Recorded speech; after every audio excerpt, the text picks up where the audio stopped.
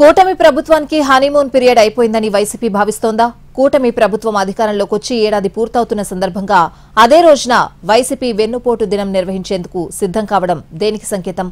Super 6 హామీలు అమలు చేయడం లేదంటూ రాష్ట్ర వ్యాప్త నిరసనలకు పిలుపునిచ్చిన వైసీపీ తమ పార్టీ టేక్ ఆఫ్ కోసమే ఇలా ప్లాన్ చేస్తోందా? అసలు వైసీపీ రాజకీయం ఏంటి? కూటమి ప్రభుత్వం అధికారంలోకి వచ్చిన జూన్ 4వ తేదీన వెన్నుపోటు దినంగా నిర్వహించాలని వైసీపీ నిర్ణయించింది.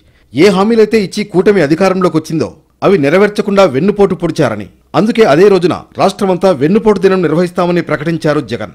సూపర్ 6 హామీలతో పాటు అలవి కాని హామీలను ఇచ్చి మరీ టీడీపీ కూటమి జనాలకు వెన్నుపోటు పొడిచిందని ఆరోపించారు జగన్. వెన్నుపోటు పేరుతో ప్రతి నియోజకవర్గం, జిల్లా కేంద్రాల్లో నిరసనలు చేయాలని అధినాయకత్వం ఇప్పటికే పిలుపు ఇచ్చింది. దానికి తగినట్లుగా ఎక్కడికక్కడ పోస్టర్లు ఆవిష్కరిస్తూ వైసీపీ నేతలు స్పీడ్ పెంచారు. ఆంధ్రప్రదేశ్ అసెంబ్లీ ఎన్నికల ఫలితాలు గతేడాది జూన్ 4వ తేదీన వెల్లడయ్యాయి.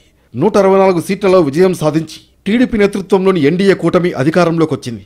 అయితే అలవి కాని హామీలను చంద్రబాబు ఇచ్చారని, తీరా అధికారంలోకి వచ్చాక అమలు చేయడం లేదని వైసీపీ ఆరోపిస్తోంది. సూపర్ 6 హామీలు అమలు చేయని పక్షంలో ఎన్నికల ఫలితాలు వచ్చిన జూన్ 4వ తేదీని వెన్నుపోటు దినంగా రాష్ట్ర వ్యాప్తంగా నిరసన కార్యక్రమాలు చేపట్టాలని వైఎస్ జగన్ వైసీపీ శ్రేణులకు పిలుపునిచ్చారు. కూటమి ప్రభుత్వం ఎన్నికల సమయంలో ఇచ్చిన హామీలలో ఏడాది పూర్తి కావస్తున్నా ఏ ఒక్కటి కూడా పూర్తి స్థాయిలో అమలు చేయలేదని ఆరోపించారాయన. తొలి ఏడాదిలోనే టీడీపీ కూటమి ప్రభుత్వం 1,49,000 కోట్ల అప్పు చేసి తెచ్చిన సొమ్మును ఎందుకోసం వాడారో కూడా తెలియదని ఆరోపించారు.